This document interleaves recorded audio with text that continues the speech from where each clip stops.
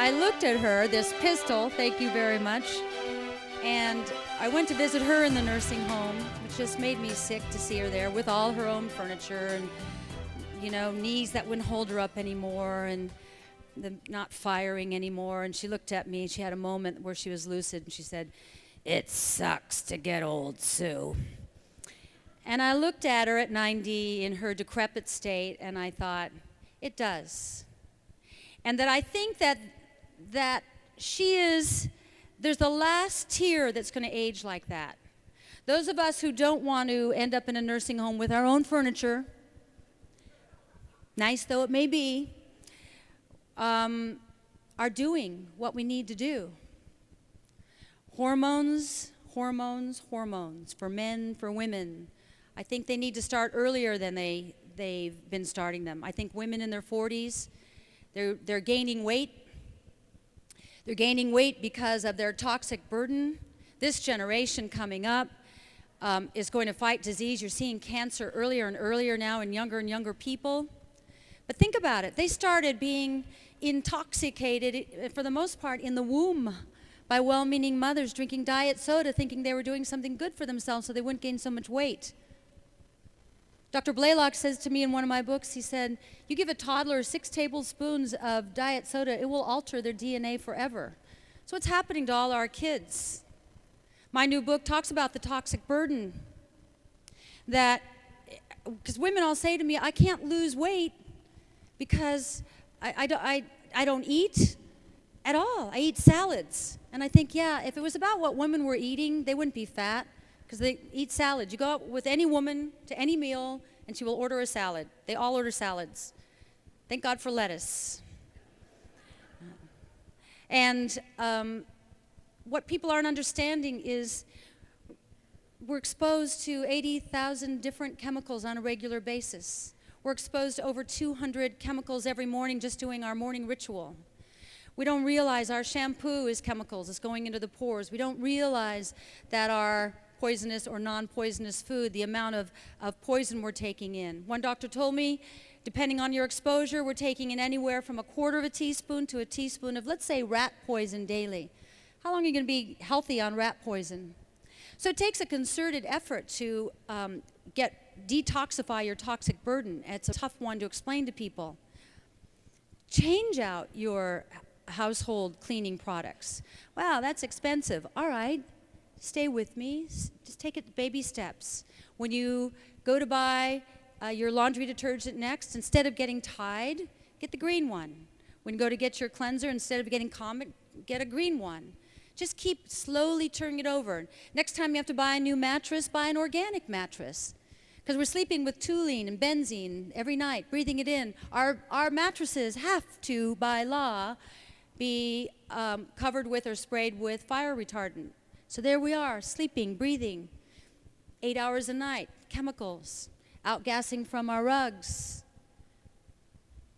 One of the greatest things about my house burning down last year was that when I rebuild, I'm going to rebuild totally green, emissions-free. It excites me. You got to find the good. The universe takes care. That's probably how I'm going to not end up in a nursing home, by living in a toxic-free house. But what I'm trying to explain to people in this book is the more toxins you take in, the more fat you need to store it. Like a closet that has too many clothes in it, at some point you got to either remodel that closet to expand it to make more room or get another closet. Our bodies are like that. So when you see the poor segments of our society, they're not eating real food ever. There's no food at a convenience store or 7-Eleven. There's no food, you know that. And you're seeing these rear ends huge. And I look at it as pounds and pounds of chemicals. All that, the fast food, all the trans fats, all the hydrogenated oils, all the unpronounceables, all the parabens in the makeup. I had to take a hit in my business before I learned about parabens. I was selling this great spray-on makeup. Loved it. Was selling like hundreds of thousands of them. Women were loving it. And then a woman wrote me and she said, I'm really surprised at you that you would sell a makeup with parabens in it. And then I started studying parabens, and I said to my husband, you got to bite the bullet. We can't sell this anymore.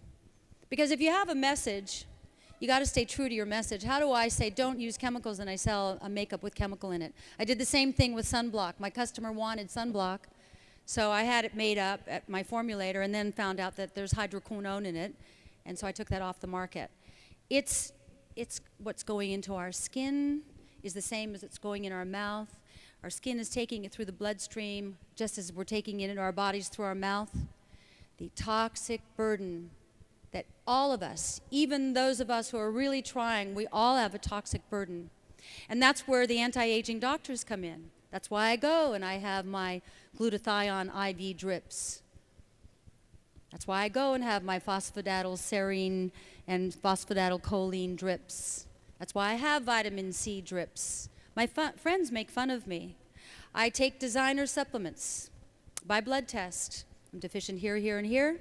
And then when I read Life Extension magazine, I see whatever they're writing about. And so, you know, it does after a while, yeah, it's more than 60 a day. And yeah, it's gaggy. And yeah, I wish I could figure out a way to make it a liquid so I could just have one bad gulp. But if that's what it takes to stay on this fast-moving train, then that's what it takes. And when people say, oh, it's so much work, I go, it's a lot more work to be sick. Now, the big problem, insurance. Probably insurance doesn't pay for any of your patients. That's a big problem, and it's one that women get really angry with me. If I could do one thing with the rest of my life, I like Legally Blonde. I want to go to Washington and get them to accept alternatives as a viable choice. It's so important.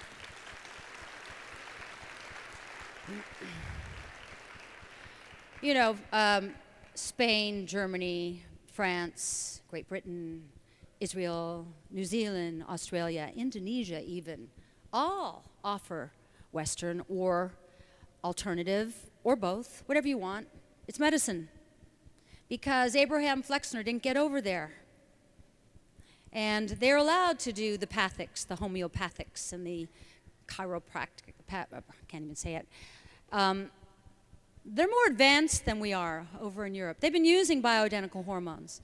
When they, scream and yell over here, there are no studies on bioidentical hormones here. I go, are European humans not the same as American humans? Because there are tons of studies on women and men using bioidentical hormones in Europe. That Danish study. We don't want to know because it's such big business. Kill the messenger. And I'm your loudest messenger.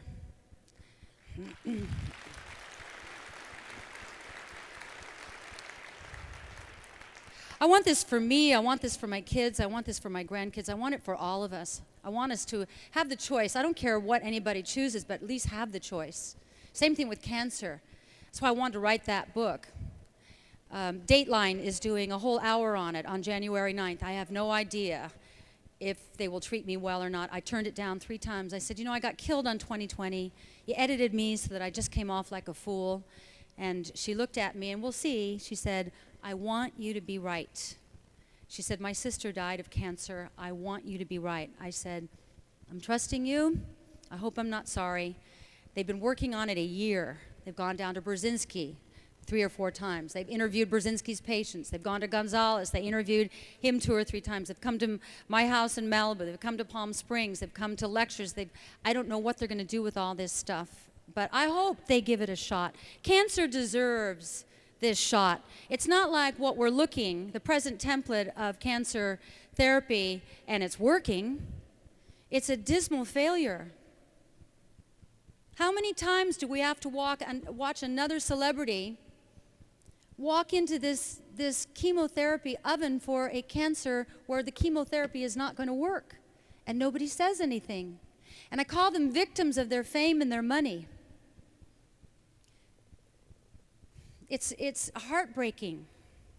Whenever that happens, I send them a book, but you have to back off. You have to let people, cancer is lonely, you have to make your own choices. There's so much happening with detoxification.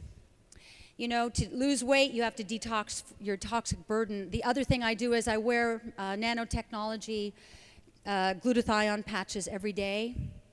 I had trouble sleeping in my room last night because it's a new bed.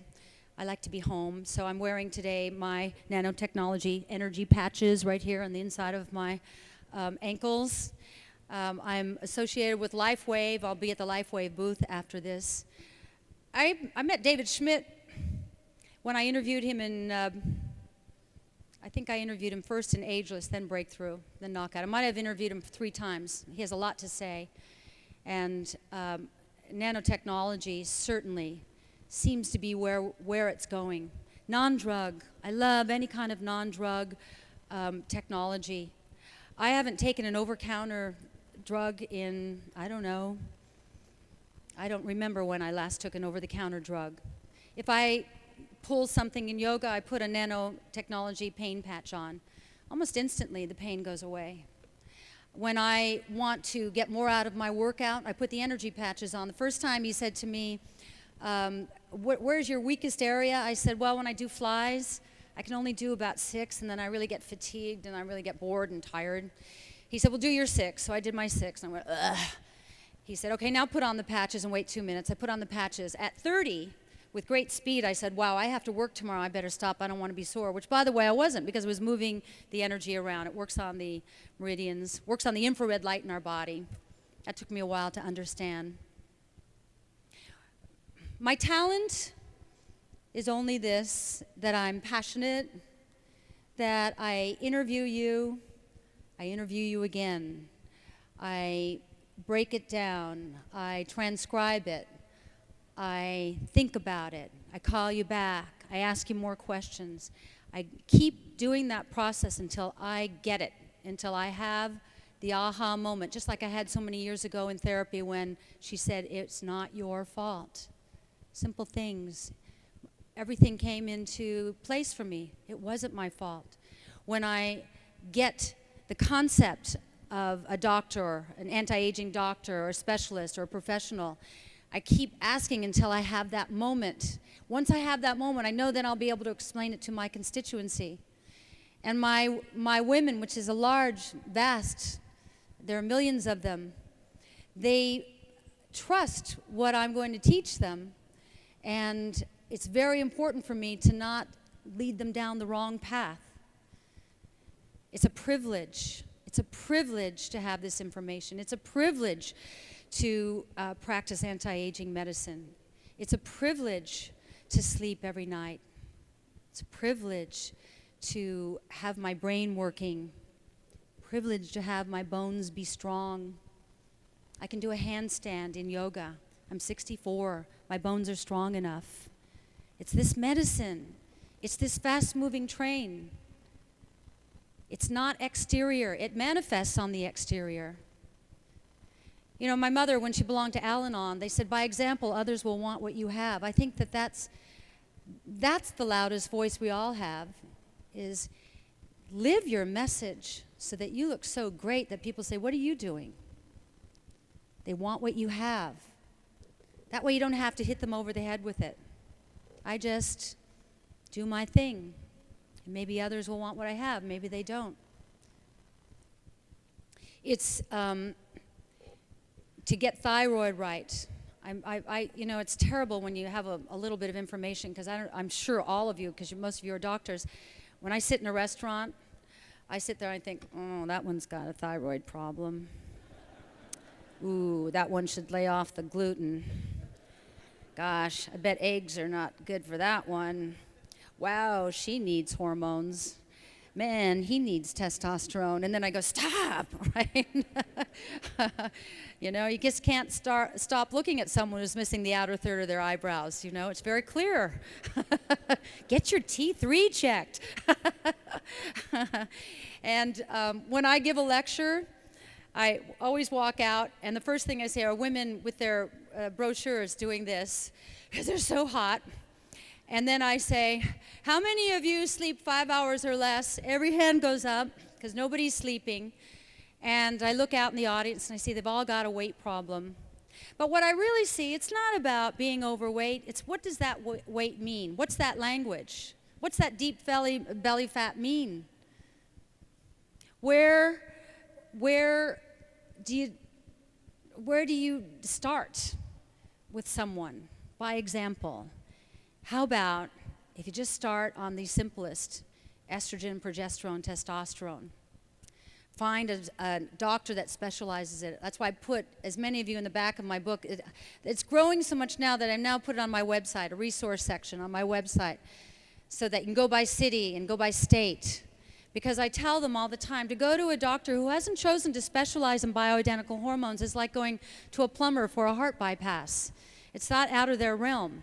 And what most women experience, they'll read the books, then they go to their regular doctor and they'll go, you're listening to that actress? This is where I get to be, you know, the girl on Three's Company again. And they get scared. It's like the doctor that, you know, out-doctored me on Oprah. It's not much I can do. Just sit there and be calm while she was kind of a shrike. As I was looking at her, screaming at me in the audience, I thought, boy, you need hormones.